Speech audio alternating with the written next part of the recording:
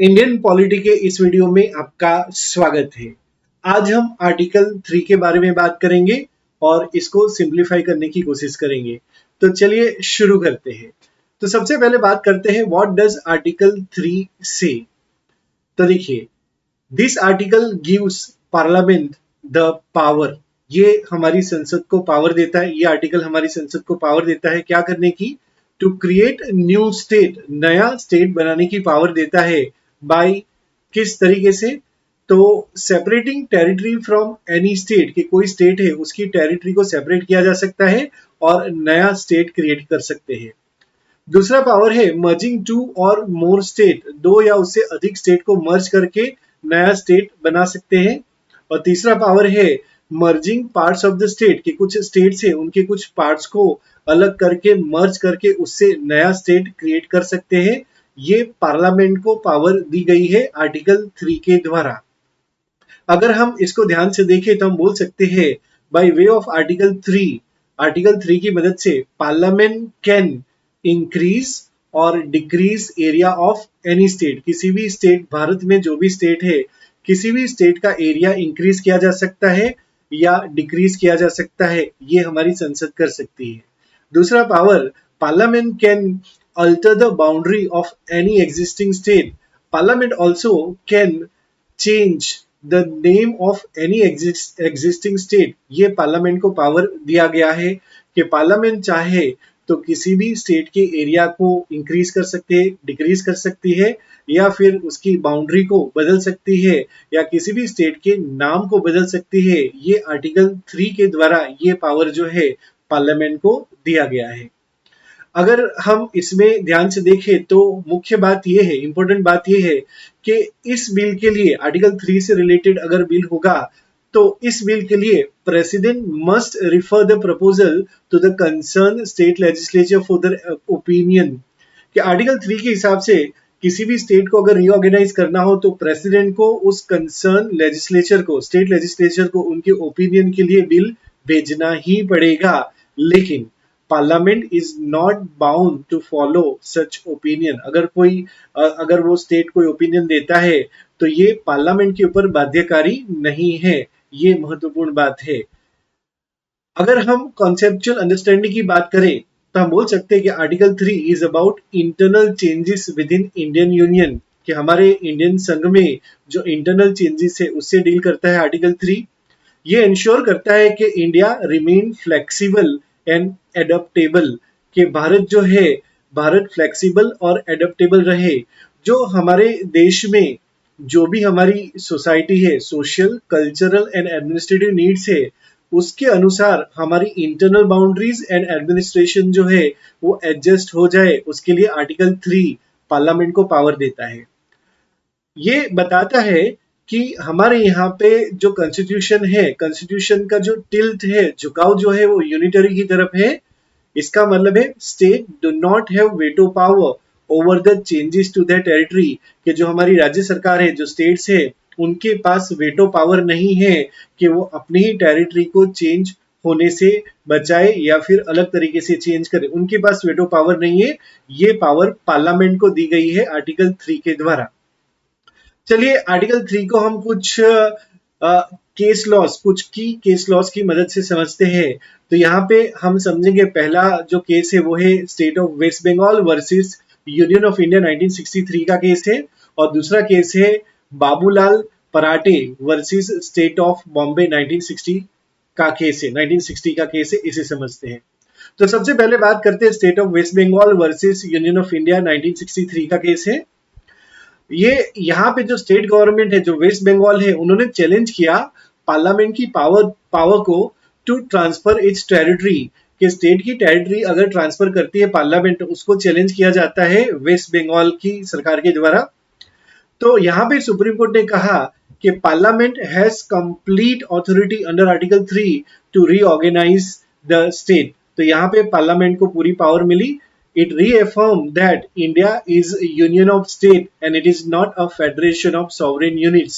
तो यहाँ पे जो आर्टिकल 1 की बात है उसे फिर से रीएफर्म की गई आर्टिकल 3 के द्वारा कि इंडिया जो है वो यूनियन ऑफ स्टेट्स है, it is not a federation of sovereign units.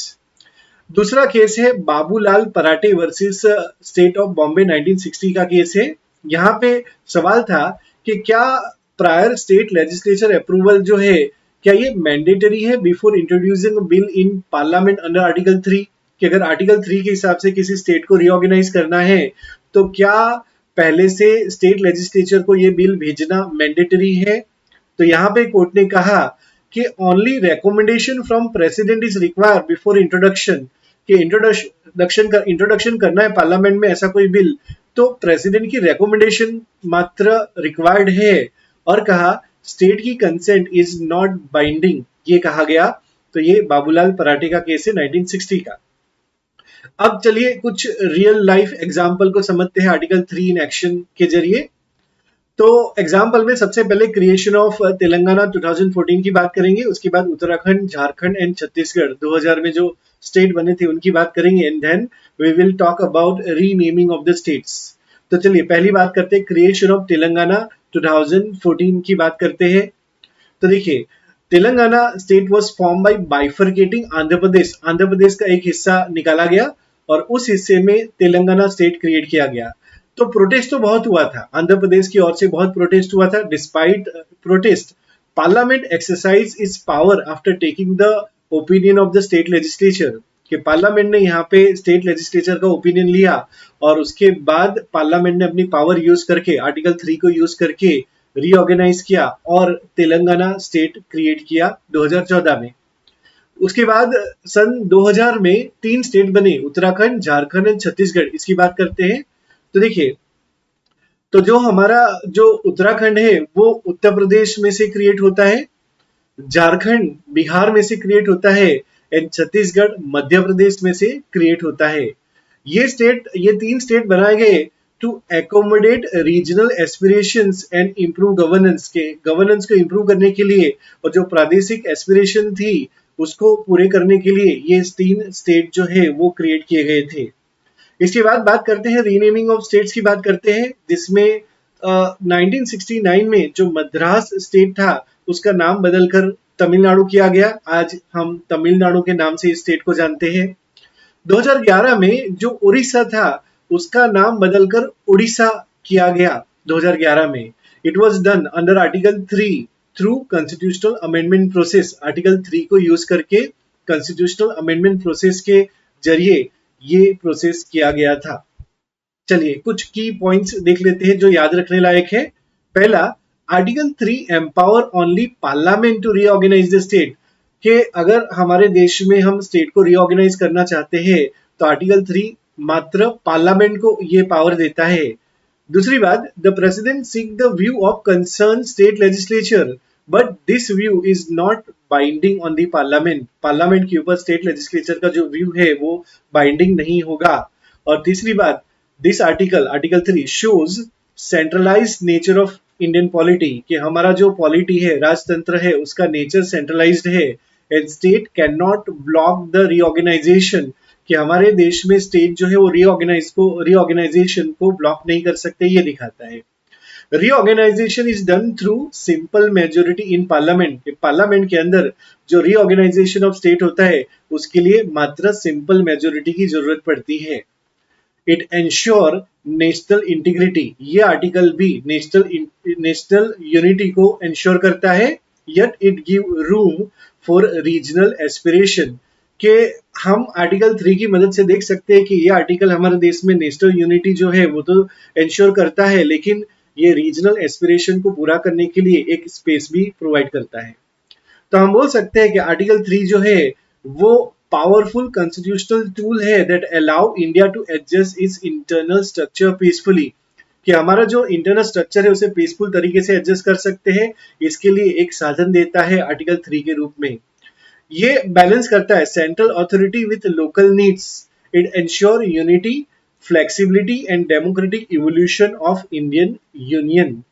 It proved that India is not a frozen federation but a living and changing union. ये इस आर्टिकल के द्वारा ये प्रूव होता है कि भारत एक फ्रोजन, एक जमा हुआ फेडरेशन नहीं है, लेकिन ये एक लिविंग एंड चेंजिंग यूनियन है, ये दिखाता है। तो यहाँ पे हम आर्टिकल 3 को कंप्लीट करते हैं। चलिए कुछ क्वेश्चंस देख लेते हैं। पहला सवाल है article 3 of the Indian constitution deal with. आप अपना आंसर जो है वो कमेंट बॉक्स में दे सकते हो। यहाँ पे करेक्ट आंसर होगा option B, formation of new state and alteration of existing ones. Next question है which of the following power is not included under article 3। यहाँ पे करेक्ट आंसर होगा option C, admission of state from outside India that come under article 2 actually. Next question है who has power to introduce a bill for altering state boundary under article 3। आप अपना answer comment box में दे सकते हो। यहाँ पे correct answer होगा option C, president of India on the recommendation. Next question है which case confirmed that the consent of state legislature is not mandatory under article 3। Correct answer होगा, correct answer is option C, Babulal Parate versus state of Bombay. Next question है in which case did Supreme Court uphold Parliament's power to reorganize states without state consent। यहाँ पे correct answer होगा option D, state of West Bengal versus union of India. तो यहाँ पे हम article 3 का ये वीडियो कंप्लीट करते हैं। Thank you for watching this video. Thank you so much.